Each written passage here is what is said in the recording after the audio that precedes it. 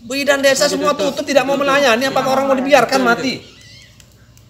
Seharusnya kalian para pejabat itu sekarang ini pencitraan.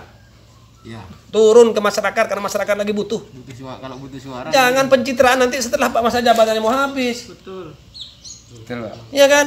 Mau promosi sekarang dong.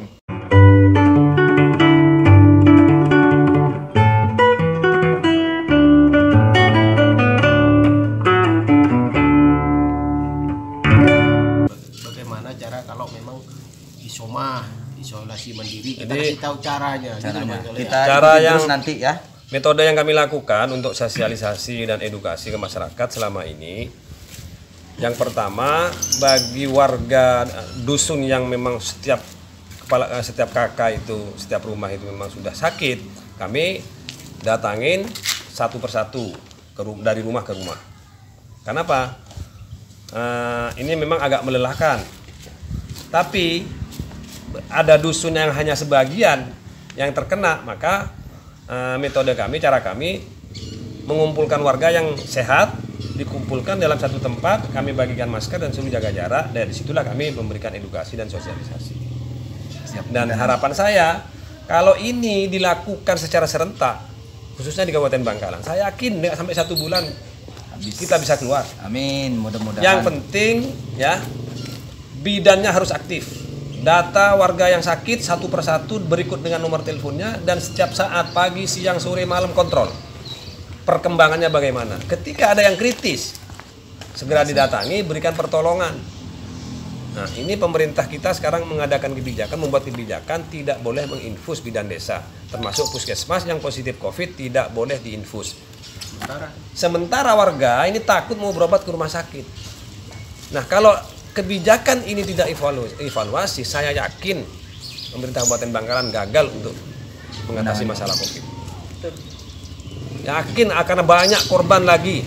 Bisa melarang, tapi harus ada solusi. Ada solusi.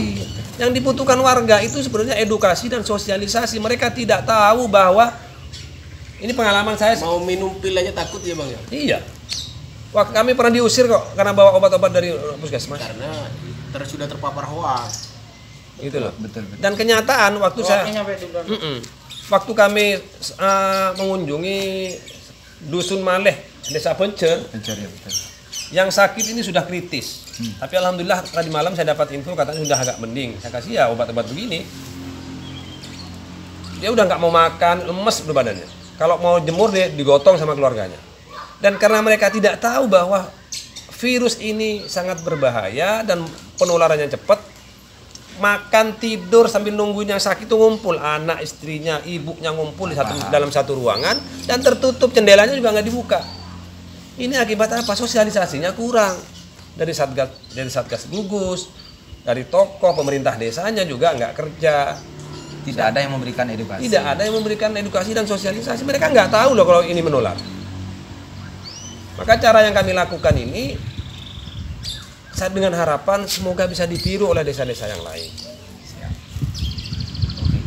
Dan infus, Pak Yasin ya, infus ini sudah sangat dibutuhkan bagi warga sudah nggak mau makan. Terus apa yang akan terjadi ketika ada orang-orang yang sudah terpapar COVID yang sudah kritis dan sudah nggak mau makan, sudah lemes, sementara di puskesmas tidak boleh menginfus. Bidan desa nggak boleh dengan sebuah ancaman, mau ke rumah sakit takut. Otomatis mati. Solusinya memang harus ada kebijaksanaan. Nah, ini harus dievaluasi kebijakan pemerintah Bangkalan. Kebijaksanaannya yang logis mungkin diperbolehkan dengan Ini garis bawah. adalah sebuah menjadi PR untuk kita bersama ini. Ya khususnya pemerintah yang punya kebijakan. Tapi pemerintah yang Itu loh. Ini kalau dibiarkan populasi penduduk Madura akan berkurang. Mengenai ini Mas, Pak, mengenai apa ya, laporan dari entah Kapolres entah dari Bupati bahwa Bangkalan ini sudah berhasil menekan angka COVID-19 ini. Saya kalau untuk desa saya ya, saya sepakat. Sekarang agak zona kuning. Bukan berarti zona kuning tidak ada yang sakit masih ada. Bahkan masih banyak. Cuman mereka sudah mulai beransur-ansur sembuh. Hari ini kami akan mengunjungi sekitar 17 kakak kepala keluarga yang sakit. Ini akan membawa sebentar lagi kita berangkat bawa kelapa, jeruk nipis ya, madu, juga masker. Memang sudah agak untuk desa saya karena memang dipantau terus siang dan malam, memang agak sudah agak berkurang, sudah mulai penuh. Tinggal kesadaran masyarakatnya masih mau berkerumun atau tidak. Yang sakit, yang sesuai saran-saran saya jangan interaksi dengan yang tidak sakit supaya tidak tertular. Kalau tetap masih berinteraksi, ketemu salaman, kondangan masih jalan, kegiatan agama jalan, ya nggak akan habis-habis. Tapi kalau saya lihat di data di ruang jenazah, jenazah bukan orang sakit ya. Jenazah. Kalau hari ini saya nggak tahu, kebetulan saya tiap hari di situ.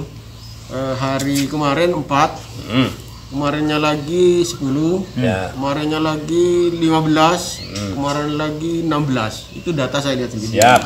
Oke Pak Yasin ya. Pemeriksaan yang di rumah sakit itu. Makanya saya juga nggak habis pikir, Satgas Gugus ini memberitakan atau pemerintah Bangkalan memberitakan masalah perkembangan COVID, berapa orang yang terpapar dan berapa yang sembuh. Kalau yang sembuh oke lah, sembuhnya itu banyak juga, ya kan? Tapi dari mana mereka mendata? Wong ke desa nggak turun. Betul. Iya kan? Betul. Setiap dengan pempek yang meninggal tuh nggak terdata. Yang meninggal itu banyak tapi nggak terdata, Pak. Karena hingga saat ini. Yang meninggal di rumah itu ya. Di rumah. Makanya dan rata-rata gejalanya sama. Kami nyari bantuan APD. Salah satu tujuannya itu karena yang meninggal di desa itu kadang-kadang dikubur secara biasa. Memang dikubur biasa. Makanya salah satu ada beberapa yang kami mandi itu harus dikasih APD harusnya itu. Itu makanya kami AKB minta bantuan itu. Salah satunya beberapa ya, memang tidak semua, cuma beberapa yang kami bantu itu. Nah, kalau dilihat fakta di lapangan, ya memang beberapa desa sudah zona kuning, oke. Nah, terus pemerintah menyatakan zona kuning itu berdasarkan data dari mana? Kalau dilihat dari angka kematian di rumah sakit tambah sedikit, saya kira tidak akurat. Karena kematian di desa di dusun tuh banyak tidak terdata. Karena takut ya. Karena takut untuk berobat ke rumah sakit. Ini mau ngambil data yang mana dulu? Kalau cuma ngambil di rumah sakit, nggak bisa jadi tolak ukur. Ya monggo dijadikan zona hijau juga boleh, ya kan? Betul Pak, betul. Nah kalau coba didata sekarang ini, dulu zona merah, Klempes, Rosbaya, 10, Geger, Murni. Sekarang coba cek turun ke desa-desa merata. Sekarang yang jadi merata yang harus digarisbawahi. Bukan kuning lagi sekarang ini. Yang harus digarisbawahi sekarang, orang-orang itu sudah tidak mau ke rumah sakit. Nah, takut, makanya jadi nggak bisa diberikan. Itu yang tadi inilah yang saya bilang, saat ini harusnya pemerintah itu hadir, kemudian Eman Kemak Wargana hadir untuk memberikan solusi. Solusinya sudah saya tawarkan berkali-kali ke ketua DPR-nya, ke relatif berkali-kali. Kayaknya sampai sekarang WA-nya masih ada. Kayaknya kita harus mengalah, pemerintah harus mengalah Pak Bupati. Mau dipaksakan juga warga masih belum percaya ke rumah sakit, nggak mau berobat rumah sakit, lebih baik mereka meninggal di rumahnya. Kalau pemerintah tidak turun memberikan sosialisasi dan edukasi, kalau ada bawa vitamin supaya mereka berobat dan sembuh di rumahnya, tidak perlu ke rumah sakit. Bikin sampai rumah sakit itu zero pasien COVID-nya. Kita sembuhkan di rumahnya masing-masing. Nah, hingga saat ini kami tunggu belum ada. Harusnya dilakukan turun ke bawah, jangan nunggu di rumah sakit. Cari vitamin itu di mana juga masih. Terus yang sangat miris ini lagi Pak Yasin. Setelah bidan desa tidak boleh berobat di beberapa kecamatan, hasil laporan tadi malam yang masuk ke saya, seluruh bidan desa tidak mau mengobati. Informasi juga saya dengar seperti itu. Ini bagaimana ini? Betul. Contohnya saya sendiri. Betul, ditutup malah. Bidan desa semua tutup, tidak mau melayani. Apakah orang mau dibiarkan mati? Ini masalah nyawa. Saat-saat inilah harusnya pemerintah itu hadir. Dan kami di PMB bertekad akan membantu semampu mungkin. Kapan lagi? Kalau masyarakat nggak butuh bantuan, buat apa dibantu? Saat ini warga lagi butuh bantuan, kita bantu. Sangat butuh. Dan juga nih, mudah-mudahan didengar oleh para pemimpin di Kabupaten Bangkalan, terutama wakil-wakil rakyat. Seharusnya kalian para pejabat itu sekarang ini pencitraan. Ya. Turun ke masyarakat karena masyarakat lagi butuh. Kalau butuh suara. Jangan pencitraan nanti setelah masa jabatannya mau habis. Betul. Betul Pak. Iya kan? Mau promosi sekarang dong. Mudah-mudahan didengar semua masyarakat ini, semua seluruh Indonesia, seluruh dunia nanti melihat nanti. Kalau masa jabatan sudah mau habis, baru mau nyalankon, baru pencitraan, mau promosi, nggak ada artinya, mereka nggak butuh dah.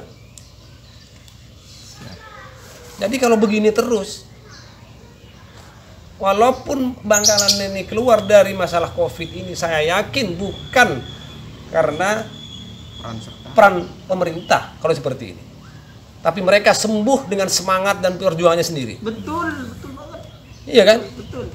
Ayo dong turun ke bawah, kita obatin warga kita ke bawah. Tapi kita harus juga melihat Bang, untuk pemerintah memang sekarang lagi kekurangan tenaga juga. Itu harus jadi kami siap jadi relawan Pak Yasin. Iya, Warga desa siap kok. Iya, tapi mereka nggak komunikasi ke kita. Harusnya Sudah saya tawarkan saya itu. tak sadar bahwa di pemerintahan, di dinas kesehatan. Ayo, juga banyak keluhannya yang pemerintah tepar. apa keluhannya? Banyak yang tepar dan itu jadi alasan beliau-beliau. Cuman ketika kita saling bekerja sama antara NGO, Nah, kami pemuda-pemuda desa insya Allah siap. Siap-siap bergerak, itu mungkin solusinya. Mungkin bisa ke depannya ini dengan Paling adanya tidak kan seperti ini bisa begini, saya udah diteruskan lagi. mengusulkan ada rapat koordinasi untuk semua pihak, bukan hanya Satgas Gugus atau Dinas Kesehatan, seluruh elemen, tokoh ulama, masyarakat, pemuda dan lain kumpul di satu tempat. Mau diapakan warga ini? Mau dibiarkan begini, nggak terobatin, infus nggak boleh diinfus, ya kan? Apa mau terus mau dibiarkan bidan-bidan nggak boleh melayani orang yang sakit, atau bagaimana? Kalau memang mau turun ke bawah, kami siap.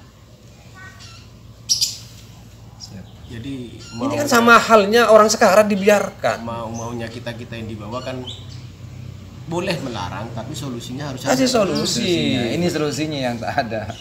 Ini gimana warga mau percaya ke pemerintah? Sementara begitu ada yang butuh infus saja nggak mengizinkan, infus harus ke rumah sakit. Mau ke rumah sakit mereka takut. Berkeruh dengan hoak lagi. Takut mati, pulangnya dari rumah sakit takut mati. Ya, hanya di stigma seperti itu. Berangkat sehat, pulang jadi mayat. ya. Itu bahasanya. Katanya bener juga itu. Betul. Padahal saya nggak ini ya, karena Nanti ada pemotong dipilih nanti. saya Edit.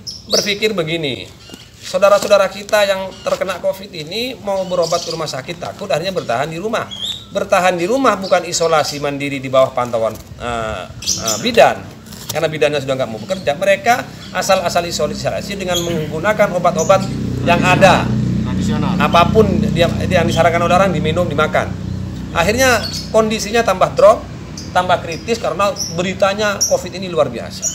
Begitu kritis, sudah nggak bisa makan, sudah nggak bisa jalan, ya keadaan sudah kritis, terpaksa panik dibawa ke rumah sakit.